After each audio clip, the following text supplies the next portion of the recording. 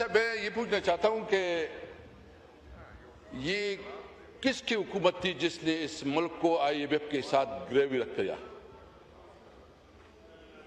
आप तो हमारे वक्त में कहते थे कि ये PTIMF की बजट है।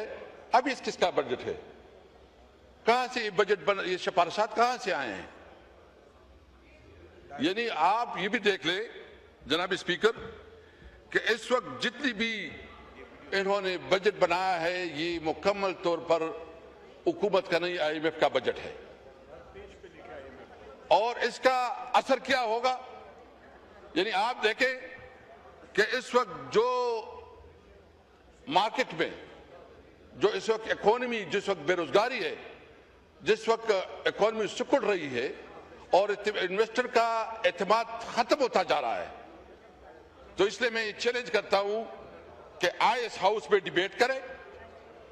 PTI हम चाह रहे इसके लिए कि हमारे वक्त पे क्या हमने रिफॉर्म्स की, हमने अपने वक्त में अवाम को क्या रिलीफ दी, हमने कंस्ट्रक्शन इंडस्ट्री को प्रमोट किया और कंस्ट्रक्शन इंडस्ट्री को भूमि मिली, हमने टेक्सटाइल इंडस्ट्री को प्रमोट किया और टेक्सटाइल इंडस्ट्री को भूमि मिली, हमने सबसे ज्यादा फार्मर्स को, किसानों पे काम किया और किसानों के लिए तायुन किया कीमत का, गंदम का, और जो शुगर के हवाले से पहली दफा शुगर माफिया के ऊपर हाथ डाला और किसानों की जो बकायाजात थी या वाजिबात थी इसको जबरदस्ती किसानों के दिलवाए।